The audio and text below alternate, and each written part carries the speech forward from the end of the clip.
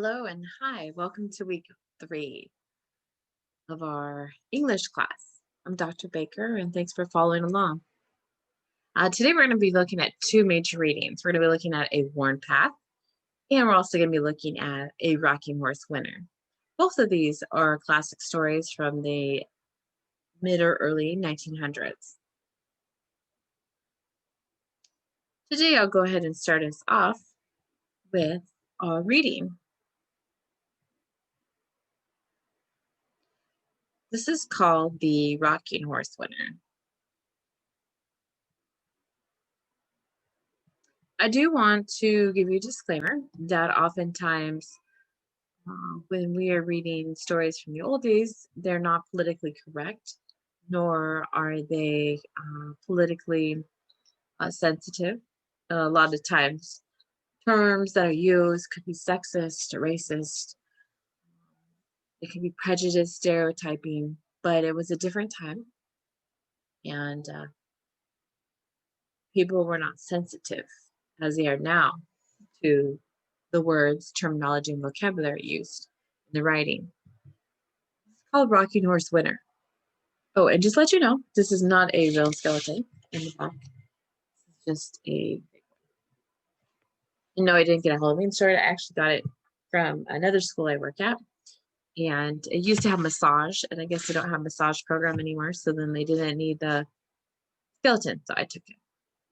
Because they asked me, do you want a skeleton? I was like, sure. I was pre-med at one time, so I really like the human body.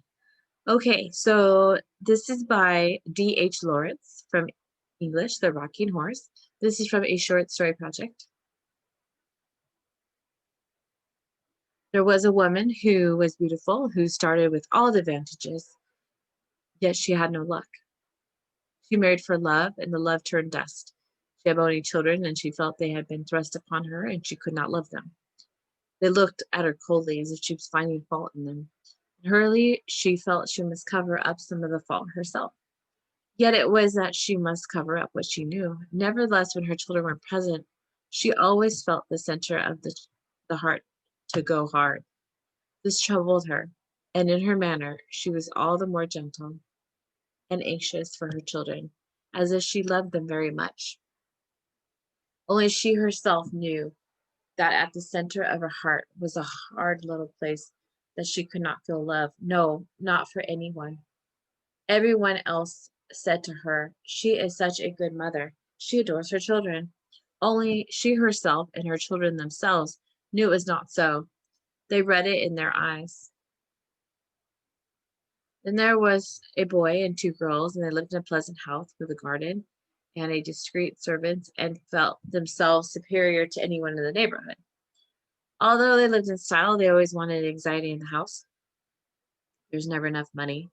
And the mother had small income and the father had small income, and not nearly enough the social position they had to keep up with. The father went into the town to some office, but though he had good prospects, these prospects never materialized, and there was always a grinding sense of shortage of money, though the style was always kept up. Alas, the mother said, I will see if I can get something, but she did not know anywhere to begin. She racked her brains and tried this thing and the other, but could not find anything successful. The failure made deep lines come into her face. Her children were growing up, but they have to go to school. There must be more money. There must be more money. The father, who was always very handsome and expensive in his taste, seemed as if he never would be able to do anything worth nothing. And the mother, who had great belief in herself, did not succeed any better, and her tastes were just expensive. So our house came to be haunted by the unspoken phrase, there must be more money, there must be more money. The children could hear the time that nobody said it out loud. And then they heard at Christmas, and the expensive and splendid toys filled the nursery. Behind the shining modern horse, behind the small doll's house, a voice would start whispering, there must be more money, there must be more money. And the children would stop playing and listen for a moment, and they would look into each other's eyes to see all they had heard. And each one saw in the eyes of the other two must have heard, there must be more money, there must be more money.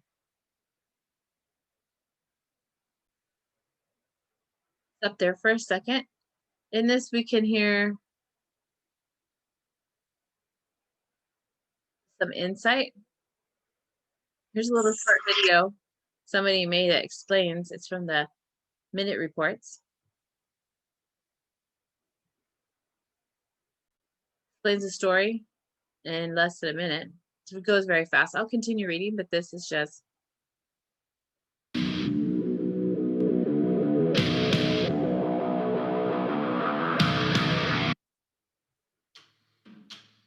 This is a story about a boy named Paul who lives with his father, mother, and two younger sisters. They live a pretty rich lifestyle, though both his father and mother don't make a lot of money. This creates financial pressure in the house, which drives Paul's mother to wanting more money. Paul's mother wishes that she were more lucky so that she could have more money.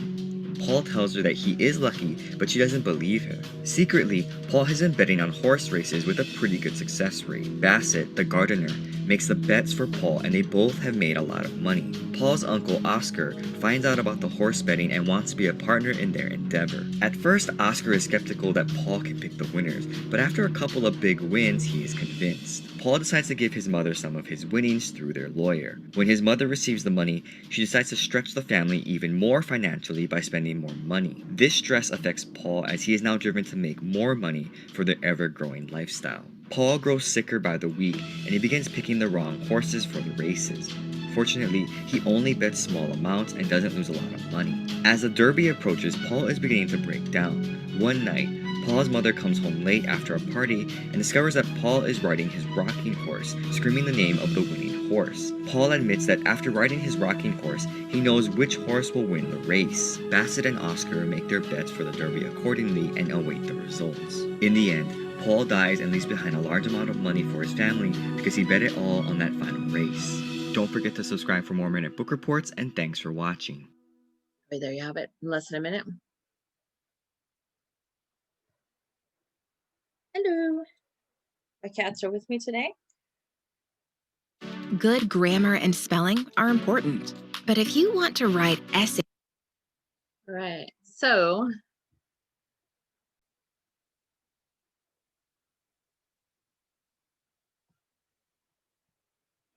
back to the reading.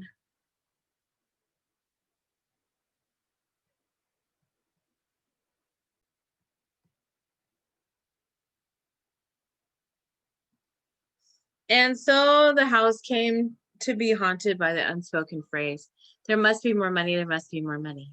Okay, remember I read that part? It came whispering from the springs of the still weighing rocking horse, and even the horse bending his wooden champion head heard it.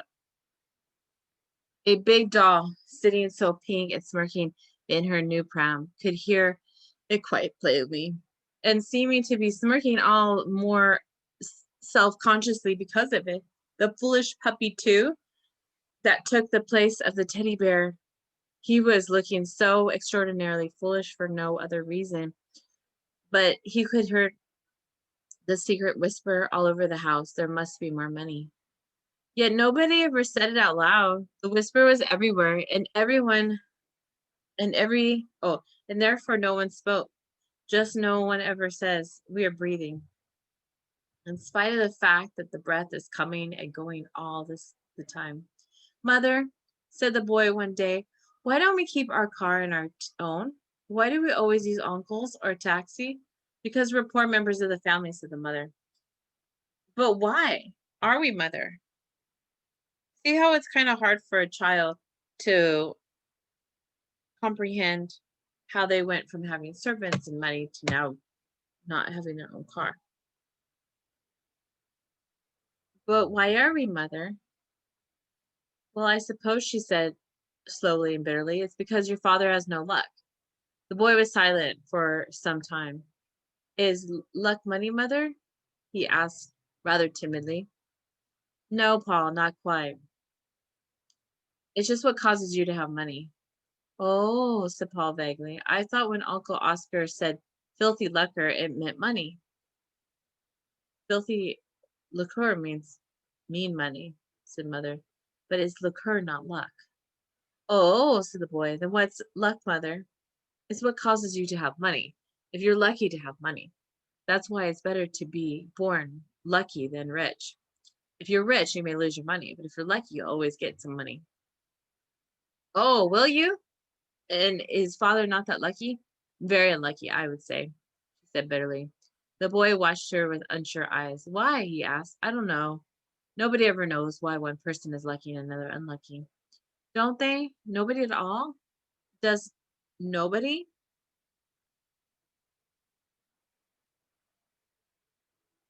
No? Perhaps God, but he never tells. Oh, he ought to.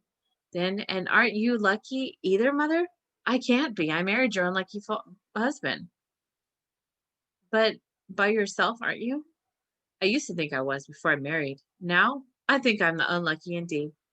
Why? Well, never mind. Perhaps it's not really, she said. The child looked at her to see what she meant, but he saw by the lines of her mouth that she was only trying to hide something from him. Well, anyhow, he said stoutly, I'm a lucky person. Why? Said the mother with a sudden laugh. He stared at me. He didn't even know why he had said it. God told me, he asserted, raising it out. I hope he did, dear, she said again with a laugh, but rather bitter. He did, mother. Excellent, said mother, using one of her husband's exclamations. The boy saw she did not mean to believe him, or rather that she paid no attention to his assertion. This angered him somewhere that made him want to compel her attention. He went off by himself vaguely in a childish way, seeking a clue to luck. Absorbed, taking no heed of the other people, he went about with a sort of sloth, seeking inwardly for luck. He wanted luck. He wanted it. He wanted it. Then the two girls were playing dolls in the nursery. He would sit in his big rocking horse, charging madly into space with a frenzy that made the little girls peer at him uneasily. Wildly, the horses cheered. The waving dark hair of the boy tossed, and his eyes had a strange glare in them. The little girls dared not speak to him. When he had ridden in the night of his mad little journey, he climbed down and stood in front of his rocking horse, staring fixedly into his lowered face, its mouth was lightly open, and its big white, wide, and glassy bright. Now, he would silently command the snorting deed. Now take me to where the luck. Now take me. And he would slash the horse in the neck with the little whip that he used Uncle Oscar for. He knew the horse would take him to where there was luck, if only he forced it. So he would mount again and start on a furious ride, hoping the last to get there. You'll break your horse, Paul, said the nurse. He always riding like that. I wish he'd leave off, said the elder sister Joan. But he only glared down at them in silence. Nurse gave up on him. She would not make nothing of him. Anyhow, he was growing beyond her.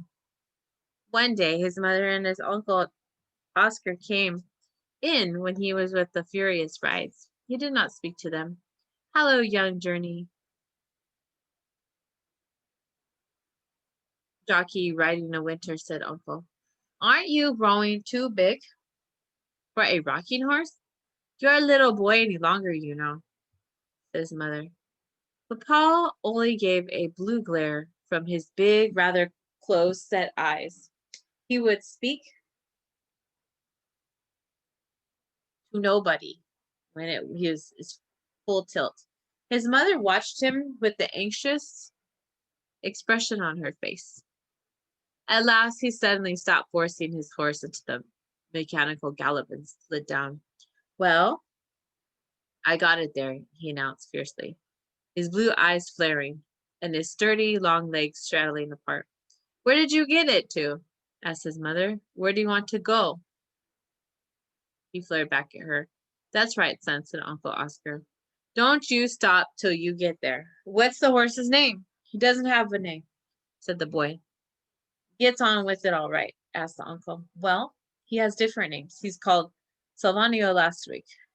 Salvanio, eh? Won the Ascot? How did you know his name? He always talks about the horse races in Bassett, said Joan. My uncle was delighted to find the small nephew was posted in the race he knows. Bassett, the young gardener who had been wounded in the left foot by the war, and had present job through Oscar Creswell, whose Batman had been. It was a perfect blade of turf. He lived at the racing events, and the small boy lived with him. Oscar Creswell got it all from Bassett. Master Paul came and asked me, "So I can't do more than tell him, sir?" said Bassett, his face terribly serious, as if he were speaking in religious manners. "And does he ever put anything on the horse in his fancies?" "Well, I don't want to give him away, but he's a young sport, a fine sport, sir. Would you mind asking him himself? He sort of takes pleasure in it. Perhaps he'd feel I was giving him away, sir, if you don't mind." Bassett was serious as a church. The uncle went back to his nephew and took him off the ride of the car. "Say, Paul, old man, do you ever put anything on a horse?" the uncle asked. The boy watched the handsome man closely. "Why do you think I ought to?" he parred. "Not I bid it. I thought perhaps you might give up a tip for Lincoln." The car sped on the country, going down to Uncle Oscar's place in Hampshire. "Our bright," said the nephew. "Our bright, son," said Uncle. "Well, then Daffodil." "A daffodil, I doubt it, sonny. What about Marza?" "I only know the winner," said boy. "That's Daffodil." "Daffodil, huh?" There was a pause. Daffodil was obscure horse comparatively. "Uncle." "Yes, son." "You won't let it go any further, will you?" "I promise, Bassett." "Bassett be damned, old man. What he got to do with it?" "We're partners. We've been partners from the first. Uncle, he lent me the 5 shillings, which I lost. I promised him I honor bout. It was only between me and him. Only you gave him 10 shilling note. I started winning though. So I thought you were lucky. You wouldn't let me go any further, would you?" The boy gazed at the uncle from those big, hot blue eyes rather close together. The uncle stirred and laughed uneasily. "Right on, son. I'll keep you in the tip private. How much are you putting in on him?" "I'll accept 20 pounds," said the boy. "I keep that in reserve." The uncle thought it was a joke. "You keep 20 pounds on reserve, do you, young romancer? What are you betting on then?" "I'm betting on 300, said the boy gravely. "But it's between you and me, Uncle Oscar. Honor bright." "Between you and me, all right." Young Nat growled, he said, laughing. "But where's your 300? Bassett keeps it for me. We're partners." "You are you? And what's Bassett putting on Daffodil?" "He won't go quite as high as I do, I expect. Perhaps he'll go 150. "What? Pennies?" I laughed at Uncle. "Pounds," said the child, with a surprised look at Uncle. "Bassett keeps getting bigger reserve than I do." Between wonder and amusement, Uncle Oscar was silent. He pursued the matter no further, and he was determined to take his nephew with him to Lincoln races. "Now, son," he said, putting 20 on Marza, "I'll put 5 on you and your horse you fancy. What's your pick? Daffodil, Uncle?" "No, it's not 5 on Daffodil. I should if it was my own fifer," said the child. "Good, good. Right you are. A fifer for me and a fifer for Daffodil." The child had never been to a race meeting before, and his eyes were as blue fire. He persuaded his mouth tight and watched a Frenchman just in front of him put his money in Lanscott. Wild with excitement, he flared his arms up and down, yelling, "Lancelot, Lancelot," in his French accent. Daffodil came first, Lancet second, Marza third. The child flushed in with his eyes blazing, and was curiously serene. His father brought him 5 pounds, 4-1. "What am I supposed to do with these?" he cried, waving them before the boy's eyes. "I suppose we'll talk to Bassett," said the boy. "I expect I have 1,500 now, and 20 in reserve, and a 20. His uncle studied him in some moments. "Look here, son," he said, "you're not serious about Bassett and 1,500, are you?" "Yes, I am, but that's between you and me, Uncle. Honor bright." "Honor bright, all right, son. It must be the Bassett." "If you'd like to be partner, Uncle, with Bassett and me, we could all be partners, only you'd have to promise." "Honor bright, Uncle. Not let go of us 3. Bassett and I are lucky, and you must be lucky because it was your 10 shillings I started winning with." Uncle Oscar took Bassett and Paula to Richmond Park for the afternoon, and there they talked. "It's like this, you see, sir," Bassett said. "Master Paul would get me talking about racing events, spinning yarns, and sir, it was always keen knowing if I had made it or lost it. It was about a year since. Now I put 5 shillings on a blush of dawn for him, and we lost. Then the luck turned, and within 10 shillings he had for you what he put on a single ass. And since that time it's been pretty steady, all things considered. What do you say, Master Paul? We're right here, and we're sure, said Paul. It's when we were not quite sure we go down. Oh, but we're careful then, said Bassett. But when you're sure, smiled Uncle Oscar. It's Master Paul, sir, said Bassett in the secret religious voice. It's as if he had it from heaven, like Daffodil. Now, for Lincoln, that was sure as eggs. Did you put anything down to Daffodil? Asked Oscar Creswell. Yes, sir, I made a bit. And my nephew? Bassett was obstinately silent, looking at Paul. I made 1,200, didn't I, Bassett? I told Uncle I was putting 300 on Daffodil. That's right, said Bassett, nodding. Where's your money? Asked Uncle. I kept it safe locked up, sir. Master Paul can have a minute if you'd like to ask for it. What? 15 pounds? And 20 and 40, that is? And 20 he made on the course? It's amazing, said Uncle. If Master Paul offers to put partners, sir, I would. If I were with you, excuse me, said Bassett. Oscar Croswell thought about it. I see the money, he said. They drove me home again, and sure enough, Bassett came around the garden house with 1,500 pounds in notes. 20 pounds reserve was left for Jogley in the turf commission deposit. You see, it's all right, Uncle, when I'm sure. Then we go strong, for we're all in the worth, don't we, Bassett? We do that, Master Paul. And when you are sure, said Uncle, laughing. Oh, well, sometimes it's obviously sure, like Daffodil, said the boy. And sometimes I can go an idea. And sometimes I haven't even an idea. Have I, Bassett? Then we're careful because I mostly go down. You do, you do?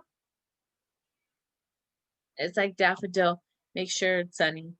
Oh, well, I didn't know, said the boy uneasy. I'm sure you know, Uncle, that's all. As if he had seen it from heaven, Bassett reiterated. I should say so, said Uncle.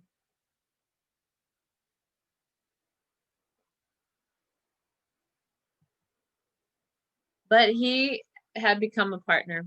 And with the ledger coming on, Paul was sure that Levy Spark was quite a considerable horse. The boy insisted on putting 1,000 on the horse, and Bassett went for 500, and Oscar Creswell 200, and Lively Spark came in first, and then betting was about 10 against him. Paul had 10,000. You see, I said I was absolutely sure of him. Even Oscar Creswell had cleared 2,000. Look here, son, he said, this sort of thing makes me nervous. I needn't, Uncle. Perhaps I shan't be again for a long time. But what are you going to do with your money? Asked the uncle. Of course, said the boy. I started for Mother.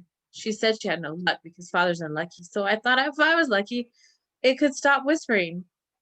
What might stop whispering? Our house? I hate our house for whispering. What is that whisper? Why? The boy fidgeted. Well, I don't know. It's like a sort of money, Uncle. I know. It is, son. I know.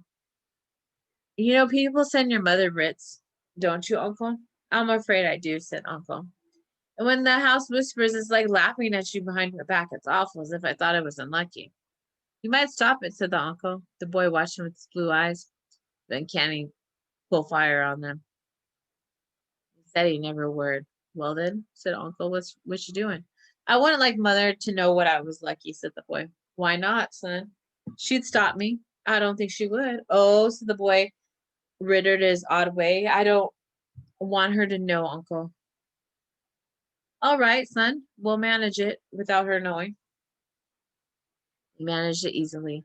Paul, with the other suggestion, handed 5,000 pounds to his uncle, who deposited with the family lawyer, who was then informed by Paul's mother that the relative had put 5,000 pounds in his hands, and the sum was to be paid out on 1,000 pounds at the time on the mother's birthday for about the next 5 years.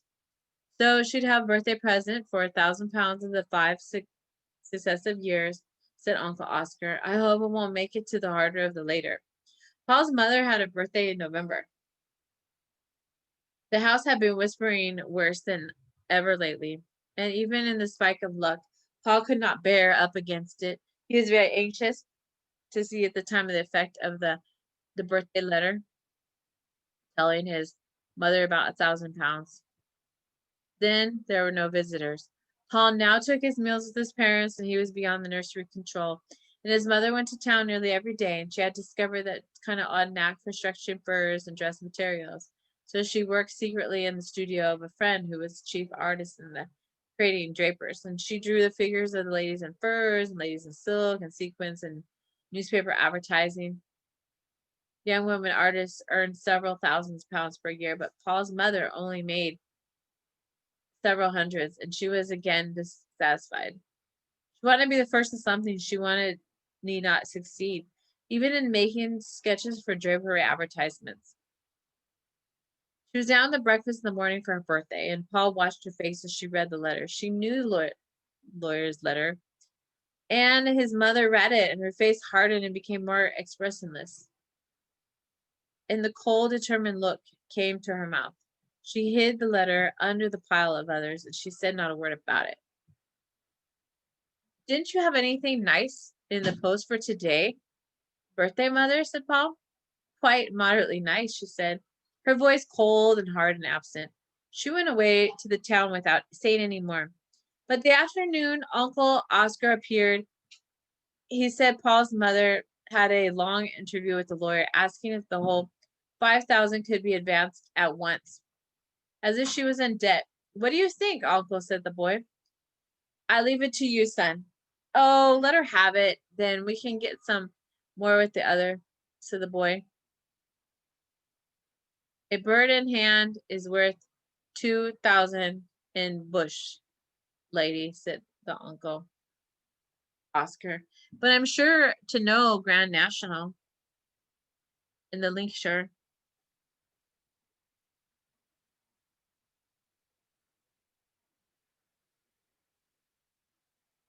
Or the Derby. I'm sure I'd get to know them.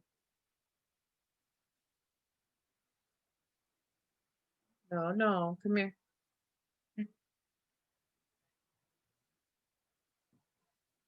Ugh, I was trying to get my kitty. So Uncle Oscar signed the agreement, and Paul's mother touched the 5,000. Then something very curious happened. The voices in the house suddenly went mad, like a chorus of frogs in a spring evening. There were certain new furnishings, and Paula had a tutor. He was really going to Eton and his father's school and following autumn, and there were flowers in the winter and blossoms in the luxury Paul's mother had been used to. And yet the voices of the house behind the sprays of mimosa and almond blossom from their aisle piles of iridescent cushions simply trilled and screamed in sort of ecstasy. There must be more money. Oh, there must be more money. Oh, now. There must be more money, more than ever, more than ever.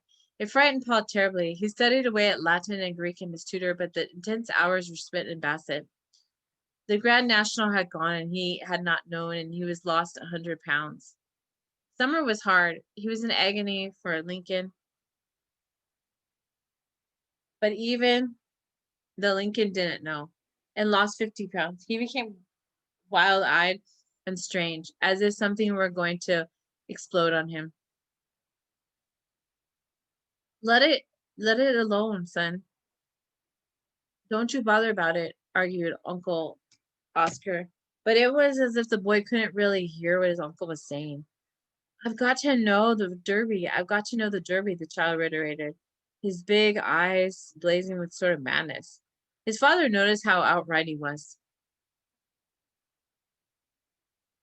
Better go to the seaside. Wouldn't you like to now be on the seaside instead of waiting? I think you better, she said, looking down at him anxiously, her heart curiously heavy because of him. But the child lifted his uncanny blue eyes. I couldn't possibly go before the Derby, mother, he said. I possibly couldn't. Why not? She said, her voice becoming heavy as if she was opposed. Why not? You can still go from the seaside to see Derby with Uncle Oscar. If that wasn't what you wish, no need for you to wait here. Besides, I think you care too much about these races. It's a bad sign. My family has been gambling family, and you wouldn't know till you grow up with such damage it has done. But it has done damage. I shall have to send Bassett away and ask Uncle Oscar not to talk racing to you unless you promise to be reasonable about it. Go away from the seaside and forget it. You're all nerves. I'll do what you like, Mother, as long as you don't send me away till after the Derby, said the boy. Send you away from here? From where? Just this house? Yes, he said, gazing at her. Why, you curious child? What makes you care about this house so much suddenly? I would never. He loved it. He gazed at her without speaking. He had a secret within a secret, something he hadn't divulged, even to Bassett or his Uncle Oscar. But his mother, after standing undecided and a little bit sullen for the moment, said, Well, then, don't go to the seaside after the Derby, if you don't wish. But promise me you won't think so much about horse racing and events, as you call them. Oh, no, the boy said casually. I wouldn't even think much about them either, Mother. You needn't worry. I wouldn't worry, Mother, if I were you. You're me, and I were you, said the mother. I wonder what we'd do. But you know you needn't worry, Mother, don't you? The boy repeated. It would be awfully glad to know it, she said wearily. Oh, well, you can, I mean, you ought to know. You need not worry, he insisted. Ought? Then we'll go see about it, she said. Paul's secret of successes was his wooden horse, that he had no names. Since she was emancipated from the nurse and nursery governess, she had a rocking horse at the bedroom with the horse. Surely you're too big for a rocking horse, the mother remunerated. Well, you see, Mother, till I can have a real horse, I like to have some sort of animal about.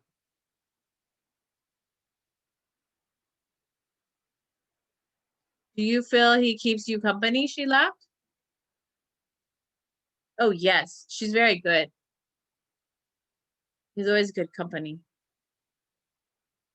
So the horse, rather shabby, stood and arrested the prance in the boy's bedroom. The Derby was drawing near, and the boy grew more and more intense.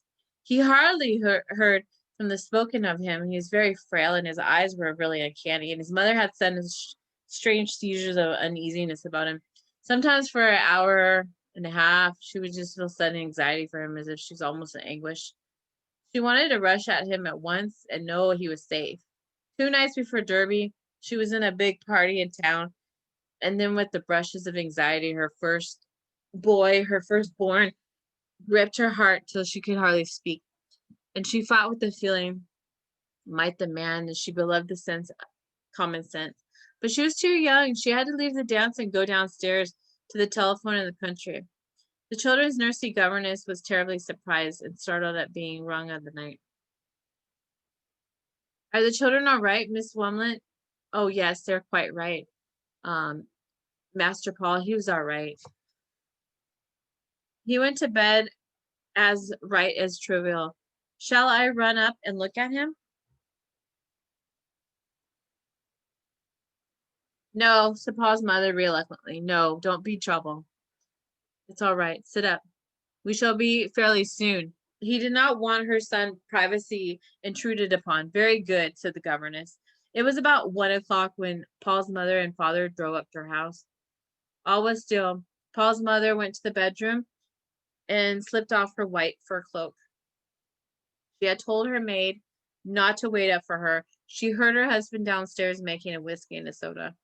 And then she became the strange anxiety in her heart, and she stole upstairs in her son's room. Noisily, she went up to the upper quarter. There was a faint noise, was it? She stood with arrested muscles outside the door listening. There was a strange, heavy, not loud sound, and her heart stood still in the soundless noise, and yet rushing and powerful, something huge, violent, rushed in motion. What was it?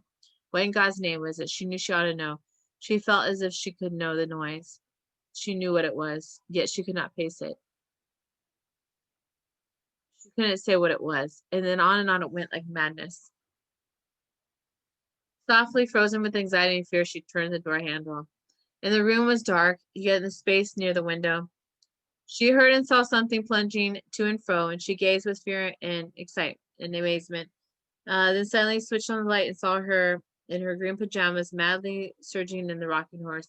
The blaze of light suddenly lifted him, and he urged the rocking horse and lifted her up, as if he stood blonde dress of pale green crystal in the hallway. Paul, she cried, what are you doing? It's Malabar. He screaming with powerful, strange voice. It's Malabar. His eyes blazed at her for one strange, senseless second, and he ceased urging on the wooden horse, and then he fell with a crash on the ground. And she, all her tormented motherhood flooding upon her, rushed to gather him up. He was unconscious, his unconsciousness remained, and he had some brain fever, and he talked and tossed, and his mother sat solemnly on his side. Malabar, it's Malabar, Bassett, Bassett, I know it's Malabar. And and so the child cried, trying to get up, and urged the rocking horse gave him inspiration. What does he mean, Malabar? Said the heart-frozen mother. I don't know, said the father sternly. What does he mean, Malabar? Asked his brother Oscar. It's the horses running for the Derby, was the answer. In spite of himself, Oscar Creswell spoke to Bassett and himself, put 1,000 on Malabar at 14-1. The third day, the illness was so critical, they're waiting for a change. The boy in the rather long curly hair was tossing ceaselessly on a pillow. He neither slept nor regained consciousness, and his eyes were blue like stones. His mother sat, feeling her heart had gone, turned actually into stone. In the evening, Oscar Creswell did not come, and Bassett sent a message saying that he could come up for a moment. Just one moment. Paul's mother was very angrily at the intrusion, but on second thought, she agreed. The boy was the same. Perhaps Bassett might bring him some consciousness. The gardener, a shortish fellow with the little brown mustache and sharp brown eyes, tiptoed into the room, touched the imaginary cap to Paul's mother, and stole the bedside, staring with glittering, smallish eyes at the tossing, dying child. Master Paul, he whispered. Master Paul, Barbara first clean wind.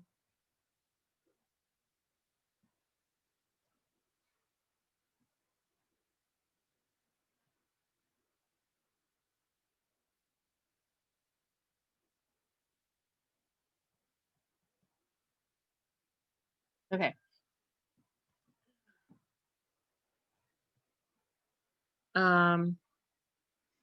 Master Paul, he whispered. Master Paul, Malabar came first, right? A clean win. Did you told me? You told me over 70,000 pounds. You have. You got 80,000. Malabar came in right, Master Paul. Malabar, did I say Malabar, mother? Did I say Malabar? Do you think I'm lucky, mother? I knew Malabar, didn't I? Over 80,000 pounds. I call lucky, don't you, mother? Over 80,000 pounds, I knew. Didn't you know that? Didn't you know? Malabar came in right. If I rode my horse, so I'm not sure, then I tell you, Bassett, you can go as high as you like. Did you call in for the worth of Bassett? I win 1,000 on it, Master Paul. I never told you, mother, that if I can ride my horse and get there, I'm absolutely sure. Oh, absolutely sure, mother. I'm lucky. No, you never did, said the mother. And then the boy died that night. And even though he lay there, his mother heard the brother's voice saying, my God, Jester, you're 80 odd thousand to good. The poor devil of a son to the bad. What poor devil? Poor devil. He's the best gone out of the life where he rides his riding horse to find a winner. So you can see how this little boy felt the pressures of his family to try to keep them afloat, to try to keep their family house and their mother happy. But even when he was sick and he was dying, he was still trying to uh, get his lucky winning rocking horse to tell him who's going to win. But even at the end, it seemed like um, the mother still was not happy at the end. How sad is that when a child feels like they have to have the pressures to keep the family afloat? So that is the Rocking House winner.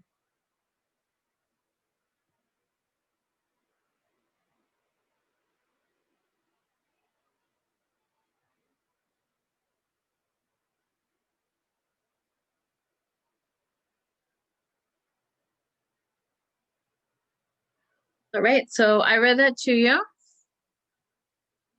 And now we're going to look at a worn path.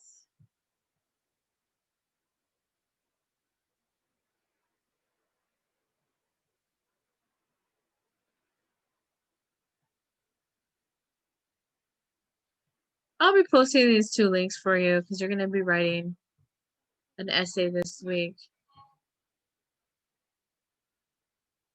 This is a worn path, a short story. Sorry if there's noise in the background. My sister's on her Zoom, and my cats were fighting earlier, so they're okay now. As you know, I have 3 cats. I have 2 adult cats, a 13-year-old that I've had since she was a newborn baby. I have a 11-year-old. She just turned 11 last month. She's a New Year's baby, New Year's Eve baby. And then I have the baby who's almost 6 months that I got when she was only a month. She's really independent. She was living at Target, wandering around by herself. Come here. You want to say hi to everybody?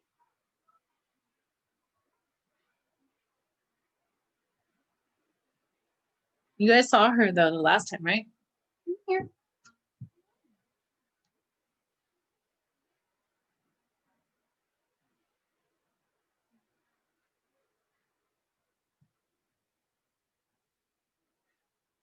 This is the baby.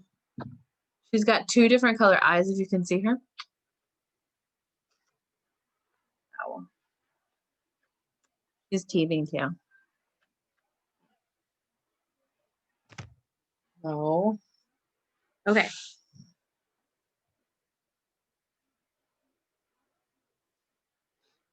This is a worn path. It's a short story by Adora Weltley. As I said, these were written in the old days. This was written February 1941 in the Atlantic. It was December, a bright frozen day in the early morning. Far out in the country, there was an old Negro woman with her head tied to a red rag, coming along a path through the pine woods. Her name was Phoenix Jackson. She was very old and small, and she walked slowly in dark pine shadows, moving a little from side to side in her steps, with balanced heaviness and lightness in the pillion in her grandfather clock. She carried a thin, small cane made from an umbrella. With it, she kept tapping the frozen earth in front of her. This made the grave and persistent noise in the still air seem medieval, like a chirping of solitary little bird.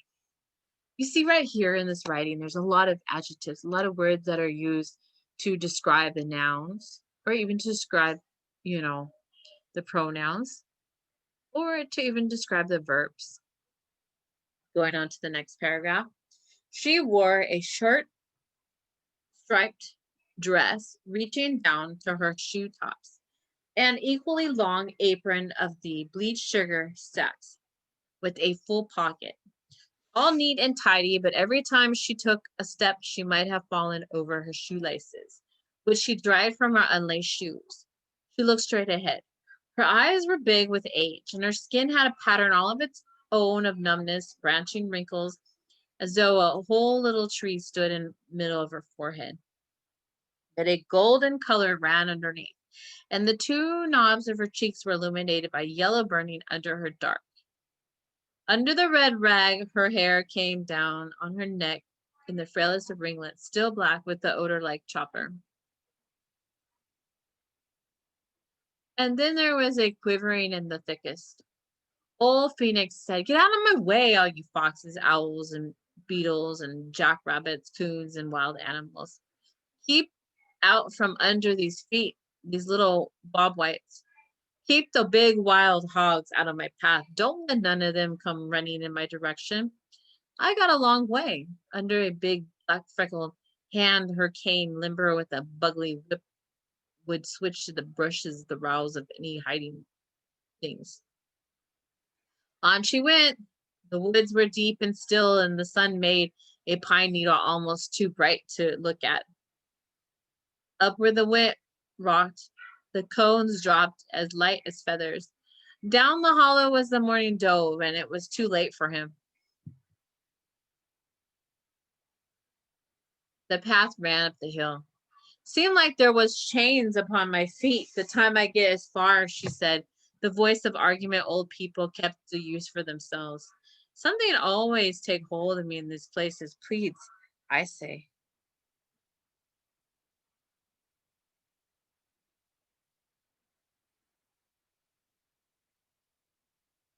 After she got to the top, she turned and gave a full, severe look behind as if she was had to come up. Up through the pine, she said at length, now down through the oaks. Her eyes opened the wildest and she started down gently. But before she got to the bottom of the hill, a brush caught her dress.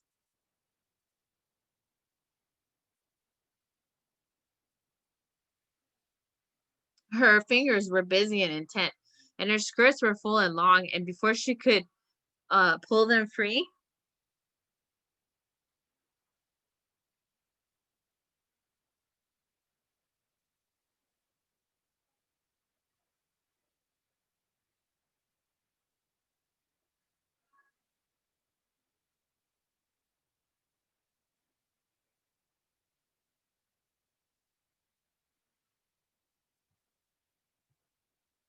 um, after she got up to the top, she turned and gave a full, severe look behind where she had come up. Up through the pines, she said at length, now down through the oaks. Her eyes widened in their wildest, and she started down gently. But before she got to the bottom of the hill, a brush caught her dress. Her fingers were busy and intent, but her skirts were full and long, so that before she could pull them free, in the place they were caught in another. It was not possible to allow the dress to tear. Eye on the thorny bush, she said, doing a point of work. Never want to let the folks pass. No, sir. Old eyes thought you was a pretty little green brush. Finally, trembling all over, she stood free. After a moment, dared to stop for her cane. Sun so high, she cried, leaning back and looking, while the thick ears went over her eyes. The time getting all gone here. At the foot of the hill was a place where the lawn was laid across the creek. Now comes the trial, said Phoenix. Putting her right foot out, she mounted a log and shut her eyes. Lifting her skirt, leveling her cane fiercely before her like a festival figure in some parade, she began to march across. And then she opened her eyes and she was safe on the other side.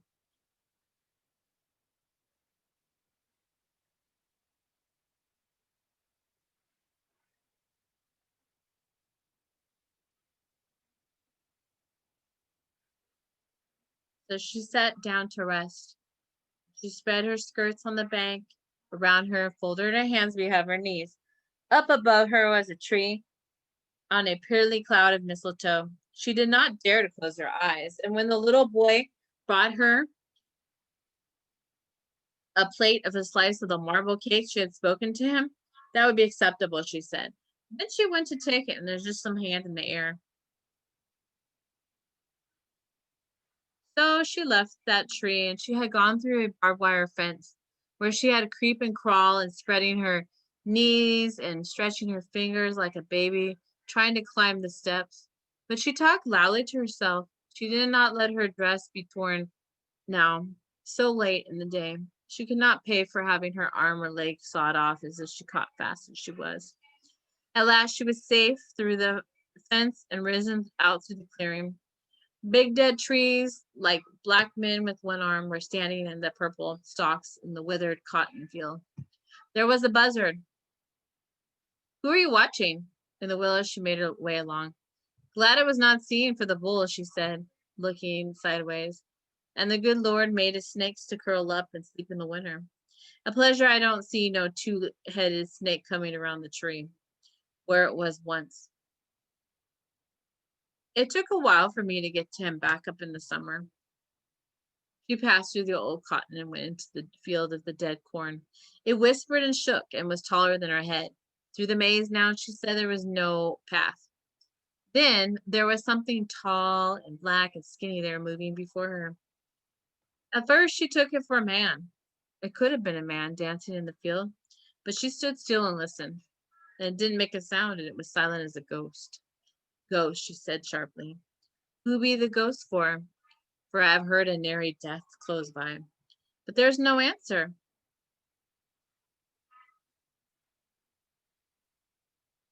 Only the ragged dancing in the wind.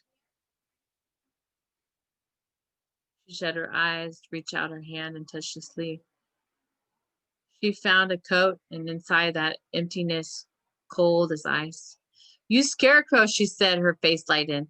I ought to be shut up for good, she said with laughter. My senses are gone. I too old. The oldest people I know. Dance, old scarecrow, she said, while I dancing with you. She kicked out her foot over the furrow, and with the mouth drawn, shook her head once or twice in a little scrutiny way. Some husk blew down and rolled in the streamers about her skirts. Then she went on, parting her way from side to side in the cane, through the whispering field. At last she came to the end, to a wagon track where the silver grass blew between the red ruts.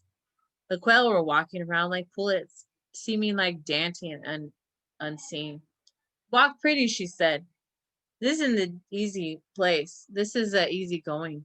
She followed the track, swaying through the quiet, bare fields, though the little string of the trees silver from their dead leaves, past cabins, silver from the weather, with the doors and windows were to shut, all like the old women under the spell of sitting there.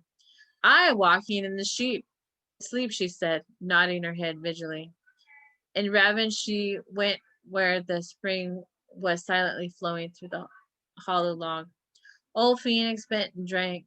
Sweet gum makes the water sweet, she said, and drank more. Nobody knows who made this well, for it was here when I was born. The track crossed the swampy part where the moss hung, white and laced as a limb. Sleep on, alligators, and blow your bubbles. The cypress trees went to the road, deep, deep, down between the high green colored banks. Overhead, the live oaks met in the darkest cave. A big black dog with a lolling tongue came out of the weeds by the ditch. She was mediating and not ready, and when she came to her, she only hit him a little with her cane. Over she went to the ditch like a little puff of milkweed. Down there her senses lifted away. A dream visited her, and she reached her hand up. But nothing reached down and gave her a pull. So she lay there, presently went talking. Old woman, she said to herself, the black dog came up in the weeds to stall off, and now he's sitting there with a fine tail smiling at you. A white man finally came along and found her a hunter, a young man with his dog and a chin. Well, Granny, he laughed. What are you doing here? Lying on my back like a June bug, waiting to be turned over, mister, she said, reaching her hand. He lifted her up, gave her a swing in the air, and set her down. Anything broken, Granny? Oh, no. No, sir. Them old dead weeds is springing enough, said Phoenix. Then she got to her breath. I thank you for your trouble. Where do you live, Granny? He asked, while the two dogs were growling at each other. Away, back yonder, sir, behind the ridge. You can't even see it from here. On your way home? No, sir, I was going to town. Why, that's too far. That's too far. I walk when I come out myself, and I get something for my trouble. He patted the stuffed bag he carried, and there he hung down a little closed claw. It was with the bow whites and a beak hooked bitterly to show I was dead. Now you go home, Granny. I bound to go to town, Mr. Phoenix. The time come around. He gave another laugh, feeling the whole landscape. I know you old colored people. Wouldn't miss going to town to see Santa Claus. But something held old Phoenix was very still. The deep lines of her face went to the fierce and indifferent radiation. Without warning, she had seen her own eyes flashing nickel fall out of the man's pocket onto the ground. How old are you, Granny? He was saying. There's no telling, mister, she said, no telling. Then he gave a little cry and clapped his hands and said, Get away from here, dog. Look at the dog, she laughed in admiration. He ain't scared of nobody. He was a big black dog, she whispered. Sick 'em. Watch me get rid of that cur, said the man. Sick 'em, Pete, sick 'em. Phoenix heard the dogs fighting and heard a man running and throwing sticks. He even heard a gunshot. Then he was slowly bending toward that time. And further forward, the lids stretched down her eyes as if she was doing this in her sleep. Her chin was lowered almost to her knees. The yellow palm of her hand came out from the fold of her apron. Her finger slid down along the ground under the piece of money with the grace and the care that they would have been lifting in the egg from under the setting of a hen. Then she slowly straightened up and stood erect, and the nickel from her apron pocket. A bird flew, her lips moved. God watching me the whole time, and I come to steal him. Isn't that true? God is always watching us. The man came back, and his own dog panted about them. Well, I scared him off the time, he said, and then he laughed and lifted the gun and pointed at Phoenix. She stood straight and faced him. Doesn't the gun scare you? He said, and I'm still pointing at it. No, sir. I've seen plenty go closer by. This day and for less than what I do, she said, holding it early still. He smiled and shrugged the gun. Well, Granny, he said, you must be 100 years old and scared of nothing. I'll give you a dime if you have any money with me. But you take my advice and stay home, and nothing will happen to you. I'm bound to go on my way, Mister, said Phoenix. And she inclined her head with the red rag. Then she went in different directions, and she could hear the gun shooting again and again over the hill. She walked on. The shadows hung from the oak tree to the road like a curtain. And then she smelled wood smoke and smelled the river. And she saw the steeple and the cabins in their next steps. Dozens of little black children whirled around her, and there was the head of the Nazis shining. Bells were ringing, and she walked on. In the paved city was the Christmas time. There were red and green electric lights strung and crisscrossed everywhere, and all turned on the daytime. Old Phoenix would have been lost if she had not distrusted her eyesight and depended on her feet to know where to take her. She paused quietly and on the sidewalk where people were passing. The lady came along with the crowd, carrying an armful of red, green, and silver wrapped presents, and she gave perfume like red roses in the summer, and Phoenix stopped her. Please, Missy, will you help lace up my shoe? She held her foot. What do you want, Grandma? See my shoe, said Phoenix. Do right with the country. But when it looked right to the big building, stand still, Grandma, said the lady. She put her packages down on the sidewalk beside her and laced up and tied her shoes tightly. Can't lace them with the cane, said Phoenix. Thank you, Missy. I don't mind asking a nice lady to tie up my shoe when I get out on the street. Moving slowly from side to side, she went into the big building and into the tower of steps, where she walked up and around until her feet knew to stop. She entered the door, and there she nailed it on the wall of the document that had been stamped with the gold seal and framed in the gold frame and matched the dream that was hung on her head. Here be, she said. There was a fixed ceremonial stiffness in her body. A charity case, I suppose, said the attendant who sat in the desk before her. But Phoenix only looked above her head, and there was a sweat on her face. The wrinkles in her skin shone like a bright net. Speak up, Grandma, the woman said. What's your name? You must have history, you know. Have you been here before? What seems to trouble with you? Old Phoenix only gave a twitch in her face as it was bothering her. Deaf, said the attendant, but the nurse come in. Oh, that's just old Phoenix. She said she doesn't come in for herself. She has a little grandson. She makes these trips just regular clockwork. She lives way back down in the old Nazi trace. She bent down. Well, Aunt Phoenix, why don't you just take a seat? You wouldn't want to keep standing for your long trip, she pointed. The old woman sat down, bolting in the chair. Now, how's the boy? The nurse said. Old Phoenix did not speak. I said, how's the boy? But Phoenix only waited straight ahead, and her face was solemn and withdrawn. Is his throat any better? Said the nurse. Aunt Phoenix didn't hear me. Is your grandson's throat any better since the last time you came for medicine? With her hands on her knees, the old woman waited silently, erect and motionless, just as she were in armor. You mustn't take time away, Aunt Phoenix, the nurse said. Tell us about your grandson and get over with. Is he dead, is he? At last there came a flicker and the flame comprehension across her face as she spoke. My grandson, it was a memory left me. There I sat and forgot why I made my long trip. Forgot, the nurse said, after you came so far? Then Phoenix was like an old woman begging a dignified forgiveness for waking up, frightened in the night. I never did go to school. I was too old in the surrender, she said in a soft voice. I'm an old woman without education. It was my memory failed me. My little grandson, he's just the same. I forgot it was the coming. Throat never heals, does it? The nurse said, speaking in a loud, sure voice of the old Phoenix. By now, she had a card with something written on it. Yes, swallowed lie. When it was January 3 years ago, Phoenix spoke a nice word. No, Missy, he not dead. He just the same. Every little while his throat began to close up, and he not able to swallow. He not got his breath. He not be able to help himself. So this time around, I go another trip for soothing medicine. All right, the doctor said, as long as you can come here, you can get it. You can have it, she said the nurse, but it's an obstinate case. While Little Ground said he sit there in the house all wrapped up, waiting by himself, Phoenix went on. He was only about 2 left in the world. He suffering, you don't seem to be putting it all back. He got a sweet look. He gonna to last.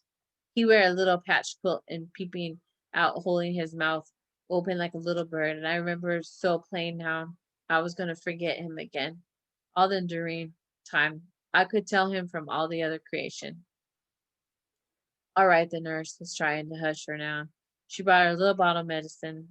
Charity, she said, making a check mark in the book. Old Phoenix held the bottle close to her eyes and then carefully put in her pocket. I thank you, she said.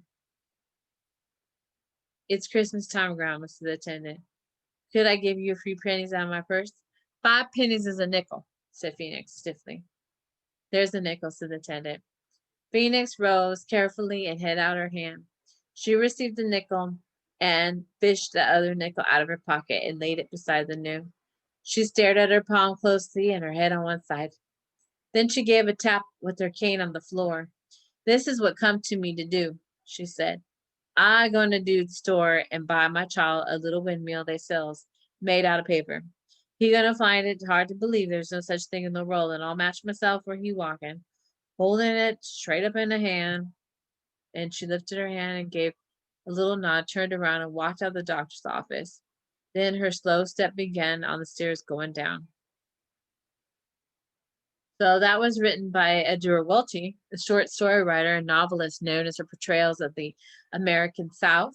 She received in 1973 the Pulitzer Prize for Fiction for her novel, The Optimist's Daughter. Edgar Welty from the South. This is her.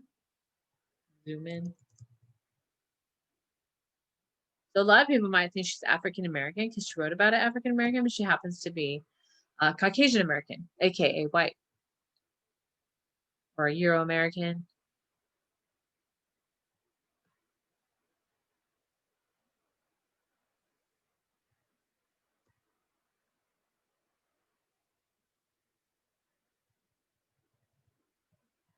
All right, so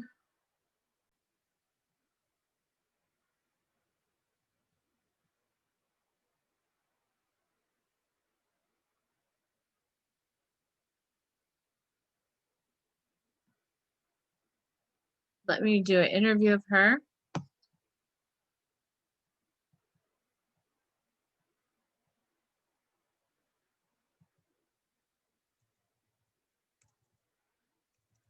Sorry, my computer froze for a second.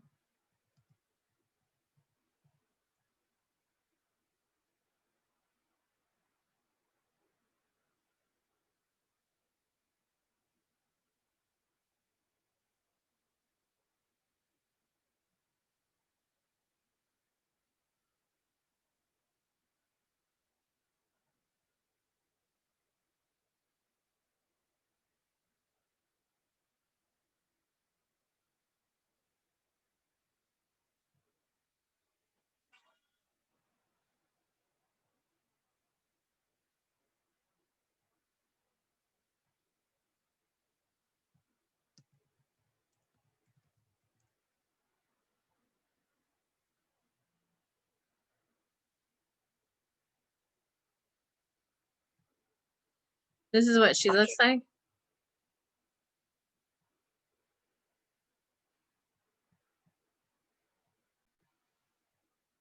Forgetting how old I am, but I've had This is some her. students ask me. Somebody said, "Miss West, do you always write stories about olden times?" And I said, "Well, the stories you're talking about, I wrote, back in the 40s or something. That's because I was writing when those things were happening. I wasn't writing about mysterious, hidden past. It was the present when I was writing about it. And so it was real and belonged in the story. Now the present reflects other things. Sure. But that's what happens in the world and the time, and you have to reflect that too. Sure. I do think that it's important to understand the reality, Yeah. but not to Yeah. obliterate Sure. what's gone before, Sure. in the interest of saying that nothing is real but the present. I don't know what you think about this, Clint. Maybe it's not. Maybe it doesn't bother other people the way it does me. But one of the things in modern short stories that I read is the inability to get out of the present tense of the first person. Yeah. Yeah. Yeah. And to me, that is it's a symptom of what we've been talking about. That's a very shrewd insight, a very shrewd observation. Let me expand it just a minute. The whole touch, the whole pressure of the modern literature is toward the lyric, the I, the person. The epic, you dealt with the national hero. The drama, you're putting yourself into letting those characters speak for themselves out of the situation. But if you're really obsessed with yourself and just yourself, it's all lyric. It's what I feel. It's what I want to confess. It's what I think. Well, obviously, there is a great lyric poetry, and we want it.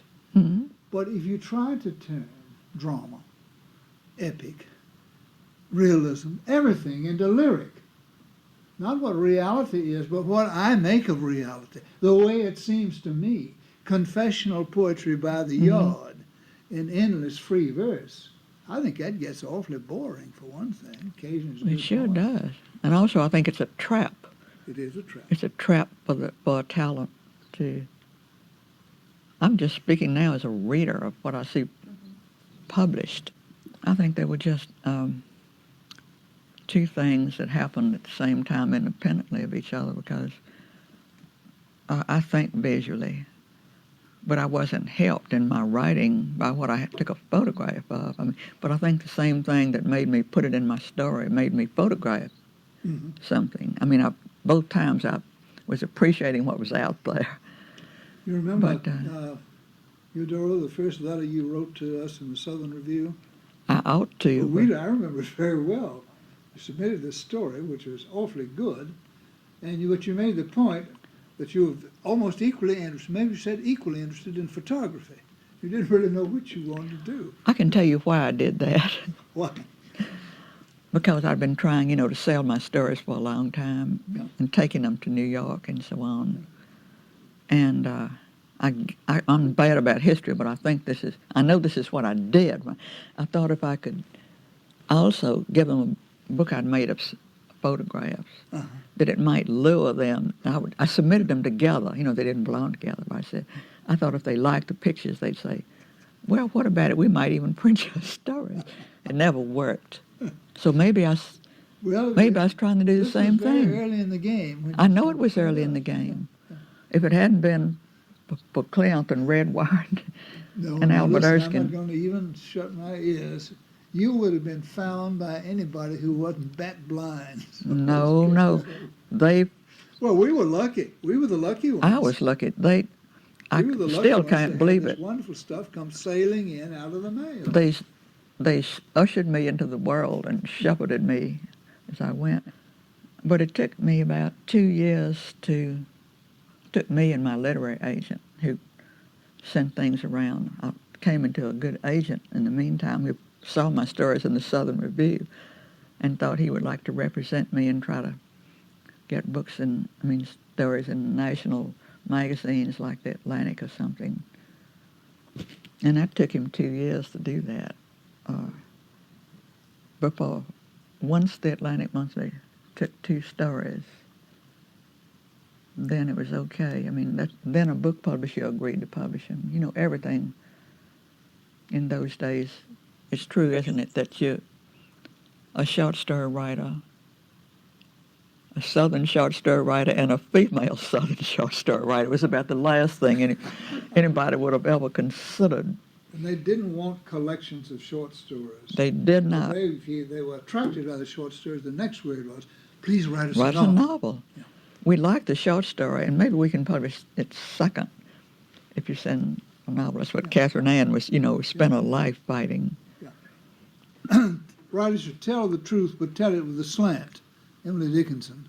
Oh yeah, I didn't hear the last The word. thing that Shakespeare said, by indirections, find directions out.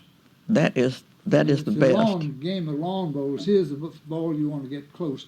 The enemy ball is here. You can't do it directly. That's But right. if you can throw a curve, come in behind. Right. That is what it seems to me the writer's I think so, He cannot too. act like the propagandist or No. the social scientist and hit directly the truth.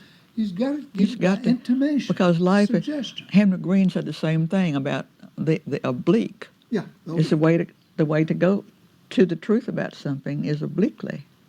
So that. Well, that's true. I mean, as an artist, when you're representing something, you can't. You've been throwing those beautiful curves. Oh no, no, but that's what I wasn't speaking as an artist. I know, but I meant anyway, go as ahead. as an artist. That's what you have. That's what you would know to begin with, wouldn't you? I mean, nobody has to tell you. Otherwise, you end up by doing the propaganda novel. Yeah. You've got it all worked out ahead of time. You don't know who the characters are. You don't even have to know. You know that you must make this point. So bang, you go for it, and your characters are wooden or puppets. Clint, one good thing I think of, a very convenient thing about the future is that all propaganda novels could be written on a computer. Nobody would have to do it. Tell it to get, okay, it would be ready by next week. And plenty of copies. Well, anyway, not to be. But the real novel, the kind we're talking about, could never be duplicated even, much less written by Exactly. something personally, but also in the act of writing. I mean, the existence of your friends whose work you find such meaning in. It's hard to conceive of living and working without it. It's just an essential part of your life. But I think it goes without saying, I think, I'm lucky to have come along at a time when there were so many people whose work I love. I suppose every writer does, and you normally gravitate to the ones that are congenial. Okay. I keep forgetting how old I am, but I've had. Okay. So that was your readings for today. Some of you say like you can't do your homework, this and that, but I try to always have the actual link for the story. That way you can read it on your own. You don't have to worry it for some reason if the video is not playing or you skip something in the video. So I always try to attach the link as well to the email so that you can actually look on your own in that actual reading document for the answers. So don't worry if for some reason, if you skip something in this video and you're like, oh shoot, where was it? And you're trying to scroll around, don't stress. I mean, just look at the attachments that I have for you. And the attachments should be the actual books and you should be able to open them because I do check before I upload it. For some reason, if you can't open it, maybe the website took it down or maybe something with the connection you have. But the day that I actually attach it in the email is the day that it works. So sometimes things happen where the attachment doesn't work. But more than likely, you could always Google it and find another free document to open. Okay, so I'm going to attach both of these stories that I read to you today. in the document, just in case you need to see it yourself. You're going to be doing a compare and contrast. You're going to be comparing what was written and said about the Rocking Horse Winter and the Worn Path. So we're going to be doing compare and contrast. We're going to look for the similarities and differences. When we think about similarities and differences, when they're similar, how are they both similar? Well, they both have to do with family that love each other and sacrifices. Also has to do with people that have underlying health conditions, right? The boy has a health condition with his throat in a worn path, and his grandma loves him so much. In the Rocking Horse Winter, the little boy loves his mother so much, and he has some kind of virus or bacteria infection that ends up killing them at the end. So there are some similarities there. The differences, you could write about the different socioeconomic differences. And a worn path, they're considered to be charity, they're a poor class, versus the other story, they're upper class. Okay, thank you so much. And I'll see you next week. Thank you. Have a great week. Bye. Be blessed.